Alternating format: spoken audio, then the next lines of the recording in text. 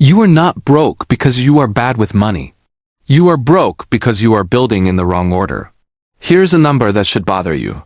According to the Federal Reserve Survey of Consumer Finances, nearly 50% of Americans over 55 have less than $10,000 saved for retirement.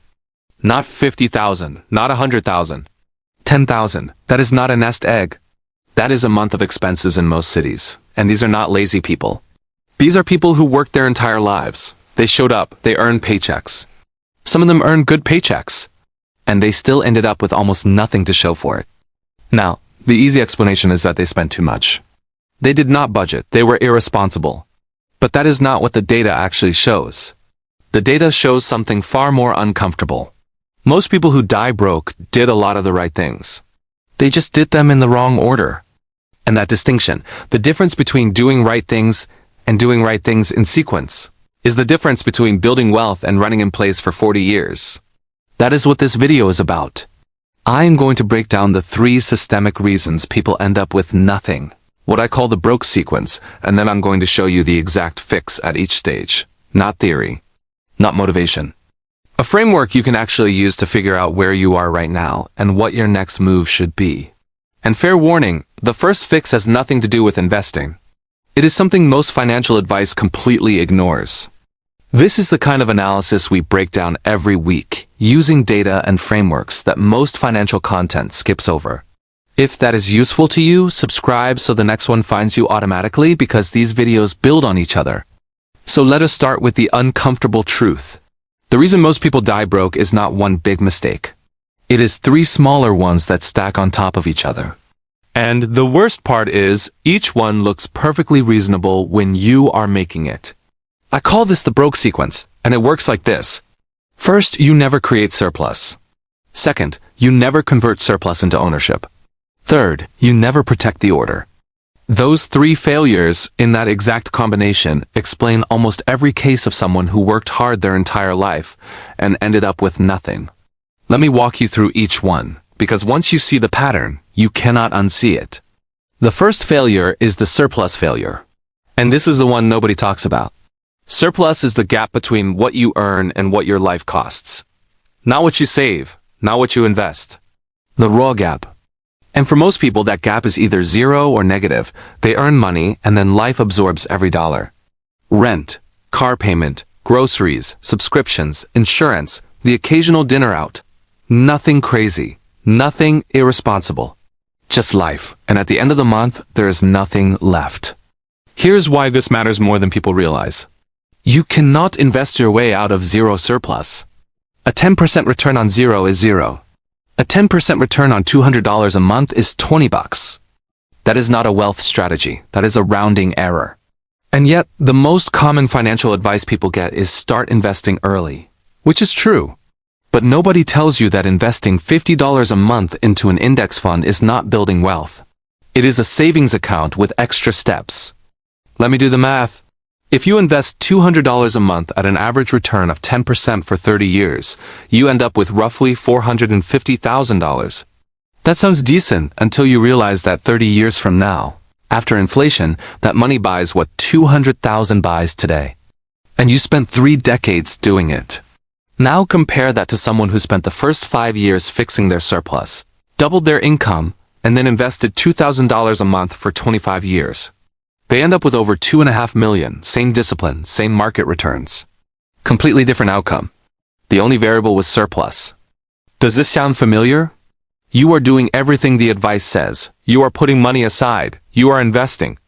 And it feels like nothing is happening. That is the surplus trap. You are optimizing a number that is too small to matter. And here is the part nobody wants to admit. The entire personal finance industry is built around helping you optimize small numbers. Budgeting apps, roundup tools, micro-investing platforms. They make you feel productive. But the math tells a different story. Optimizing your spending when you earn $40,000 a year is a fight over crumbs. You might save an extra $100 a month. Meanwhile, someone who solved the income problem is putting away $2,000 a month without breaking a sweat.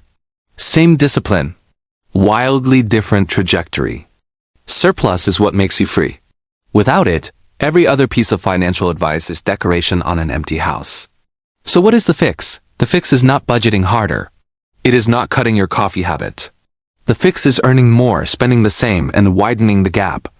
That means treating your income like a problem to solve, not a number to accept. It means acquiring a skill that the market pays a premium for, or building a side revenue stream, or negotiating harder at your current job. The goal is raw surplus, because surplus is the only input that makes everything else work. But here's where most people get tripped up.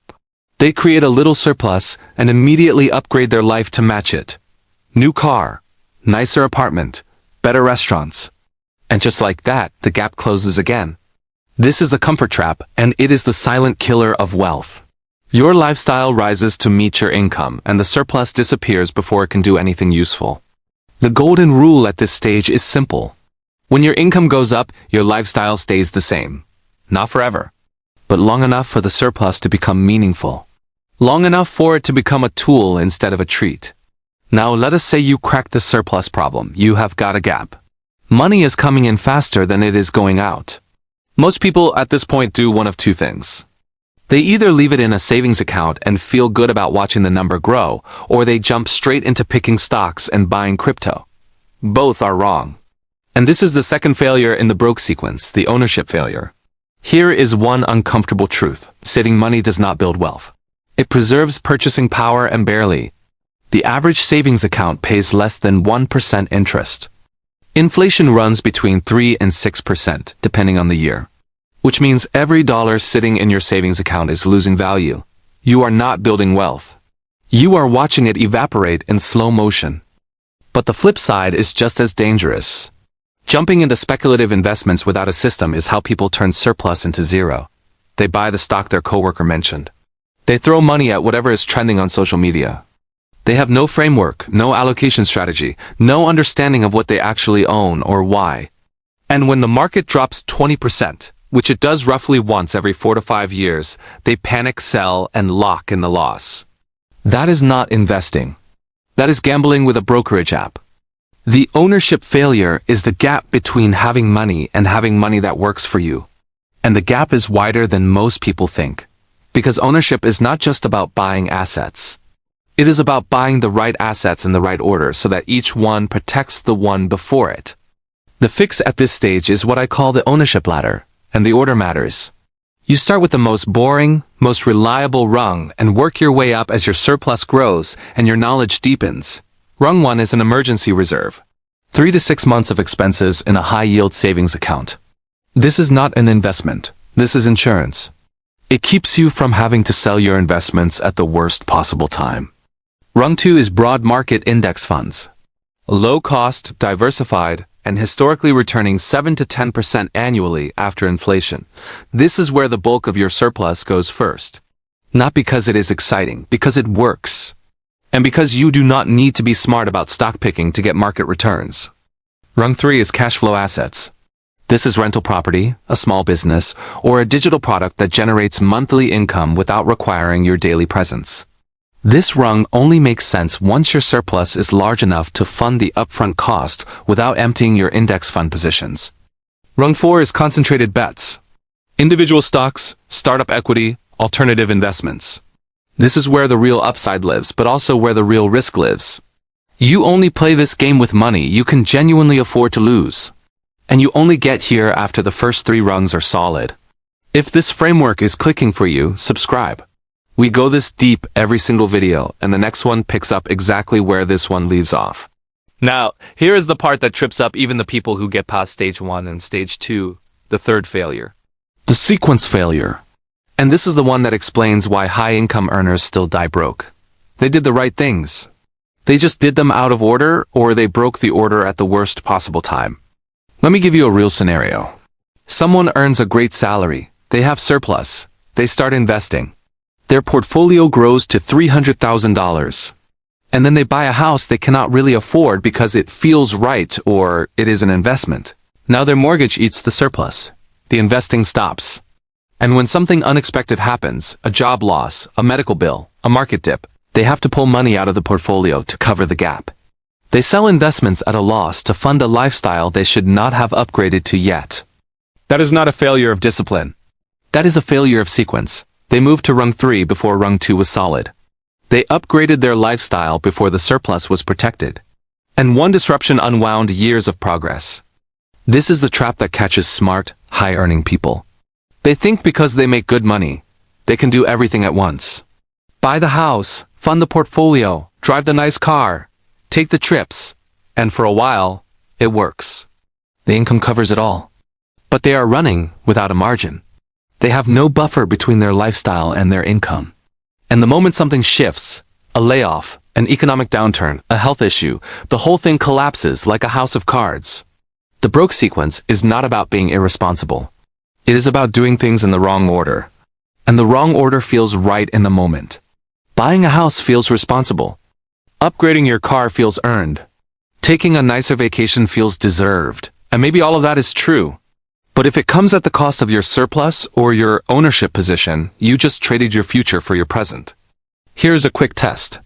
If your monthly expenses would survive a 6-month gap in income without touching your investments, your sequence is solid. If they would not, something is out of order. And fixing that is more important than picking the right stock. So let us bring this back to you. The broke sequence has 3 failures. No surplus, no ownership, no order. And the fix is a mirror image. Create surplus first. Convert it into ownership second. And protect the sequence at all costs. But here's where I need to be honest. This is not easy, and it is not fast. If you are starting from zero surplus, the first stage might take 1 to 3 years of focused effort. If you are building the ownership ladder, it might take another 3 to 5 years before the compounding becomes visible. And during that entire time, everyone around you will be buying nicer things, taking bigger vacations, and living what looks like a better life. That is the cost of building in the right order. You look behind for a while. And then, at some point, the math flips, and you are so far ahead that it does not matter anymore. Now, I know what some of you are thinking. This sounds like it takes forever. But here is what actually takes forever. Spending 40 years earning a paycheck, investing scraps, and ending up at 65 with $10,000. That takes forever. Doing it right, in order with real surplus, is actually faster. It just does not feel fast in year 1. And look, some of this is genuinely hard. Not everyone has the same starting point. If you are carrying debt, your first job is clearing that before the surplus even begins. If you are in a low-income field, the skill acquisition stage is going to require real sacrifice. If you have dependents, your margin for error is tighter. I am not pretending that this framework eliminates those realities. What it does is give you the right sequence so that every dollar of effort you put in actually compounds instead of evaporating. Let me also address the people who say, just invest early and let compound interest do the work. That advice is technically correct and practically useless for most people. Compound interest works on the amount you invest, not on the habit of investing. $100 a month compounding for 30 years is about $220,000. That is fine. But it is not financial freedom. It is not never worry about money again, money. The people who actually build wealth through compounding are the ones who fixed their surplus first, then fed serious money into the machine. The compounding is the engine. The surplus is the fuel. An engine without fuel does not go anywhere. So here's your next step. Look at the 3 failures and be brutally honest about where you are right now. Are you stuck at the surplus stage? Your income comes in and your life absorbs all of it. Nothing is left at the end of the month. If that is you, your entire focus should be on one thing, widening the gap, not investing, not stock picking. Widening the gap. Are you stuck at the ownership stage? You have surplus, but it is sitting in a savings account or scattered across random investments with no strategy. If that is you, your job is to build the ladder. Emergency fund first, then index funds, then cash flow assets when the numbers support it. Are you stuck at the sequence stage? You have surplus and ownership, but your lifestyle keeps creeping up and threatening the order. If that is you, your job is to lock the sequence. Automate your investments, so lifestyle inflation cannot touch them. Set a surplus floor that you never go below, no matter what.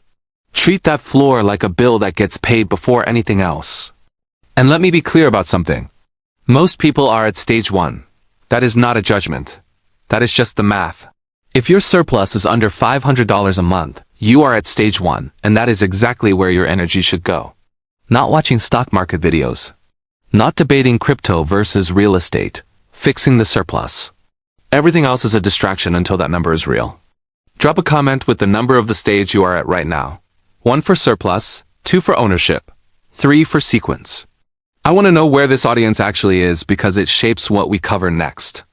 The mindset shift behind all of this is simple but painful. You do not become wealthy by earning more money.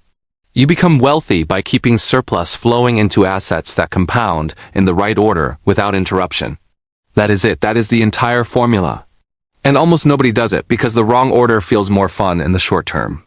Obviously, I am not a financial advisor and you should do your own research and talk to a professional about your specific situation. This is just how I'm thinking through the problem. So to bring this all together, most people die broke not because they failed at money. They failed at sequence.